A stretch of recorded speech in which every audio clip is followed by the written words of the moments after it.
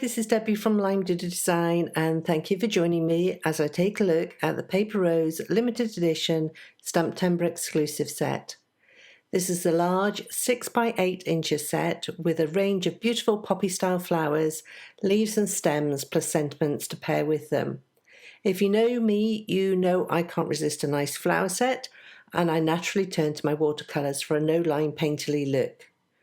My favourite watercolour card presently is Fabriano Artistico Extra White card.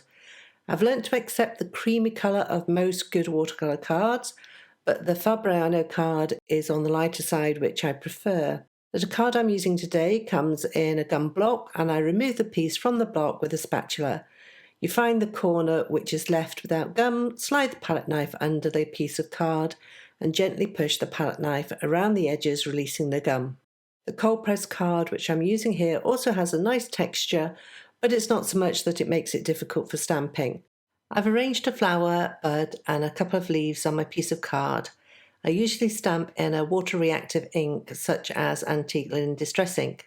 However, for today I thought I'd mix it up a little and choose inks which are light in colour but equally match the colour I intend the image to be. So I dug out Tutted Rose for the poppy flowers and Bundled Sage for the leaves. I transferred my card and stamps to a MISTI and lightly inked the images with their respective ink colour. I did dab off the Bundled Sage a little with an old cloth, as this colour has more depth to it, and my ultimate aim is to get just enough ink down that I can see it and see what I'm doing without so much colour that it shows through in the final piece. I took the stamp panel and taped it to a board to prevent any warping. I didn't use much water on this piece in the end, but it is better to be safe than sorry.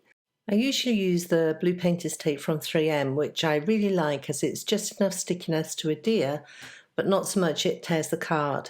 However, I do find the strong blue colour rather distracting, so today I'm trying a different masking tape, again from 3M, but this time it is a better neutral colour. As this is the first time I'm using this tape and don't know how it will behave, I took some of the stickiness off by dabbing it lightly on my clothing to pick up a few fibres and so make it less tacky, just as a precaution. I'll let you know what I think of this tape and if it behaves as I hope it will. Okay, so on to the painting. The joy of stamping in distress ink is that the ink blends with the water and paint, and so by the end you can't really see where it's been. With the initial layers of colour, I like to use a fair amount of water to help reactivate the ink and get it blending. And another tip is to accent the edges of images with dark colour. This way, any remaining stamp lines are hidden by the depth of colour you've added over the top.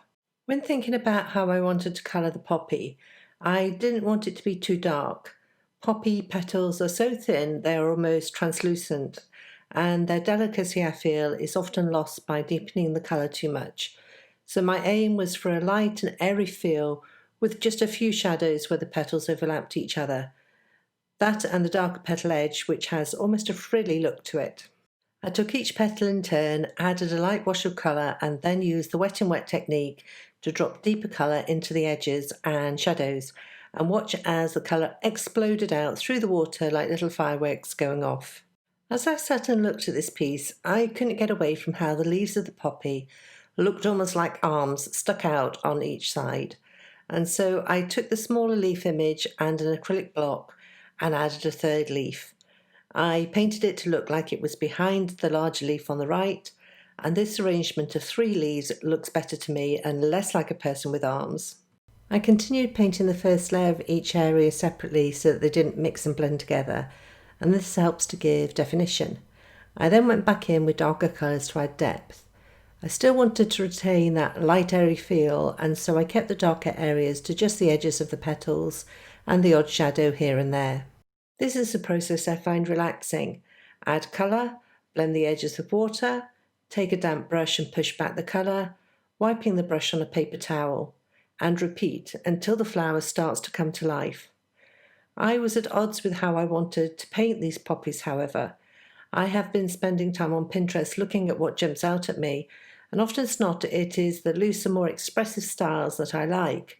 And so I didn't want this piece to get too detailed. In fact, I wanted to work out how I could get some movement and flow going. For me, splatter always adds that something extra, and I often get asked how I splatter. So today I thought I'd walk you through the process. I mix up some of the paints I've been using and with a paintbrush splatter randomly across the piece. As for my favourite white gouache, the knack with this is to have just the right consistency. Too thick and the splatter won't come off the brush, too thin and you'll lose the opacity of the white. I'd say a consistency similar to single cream. Again, pick up with the paintbrush and splatter.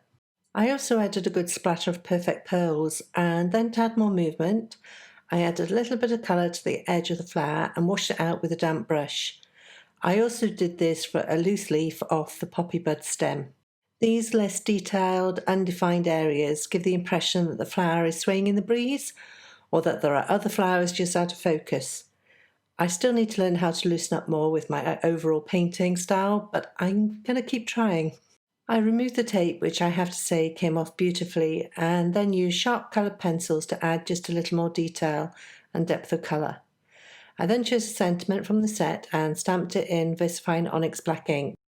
This ink is my favourite for black sentiments as it picks up every detail and stamps beautifully. I then trimmed the panel down to fit on an A2 card base, which I'd cut and scored from a Nina Desert Storm card in the £100 weight. I added lots of foam adhesive to the back. I always do this with a watercolour card to make sure it isn't warped at all, and then adhered it to the card. Finally, I added a few pearls dotted around in a triangle for a pleasing look. I have a new to me tool which came in a recent card kit from Science Stamp, and I'm smitten. This is the Marvy Jewel Picker tool, and it works like a dream, tacky enough to pick up the pearls, but not so much that I won't let them go once they're in the glue. I used Gina Cakenet glue to keep them in place. And that completes my look at the beautiful Paper Rose STAMPtember exclusive set. These collaboration sets during STAMPtember are limited edition, so once they're gone, they're gone. So please hop on over to Simon and check out all the details there. On the Simon Says Stamp blog, you will find a coordinating blog post, as well as details of the supplies I've used today. If you want to find me, I blog over at limedigitaldesign.com. I want to thank you for joining me today, and I'll see you next time.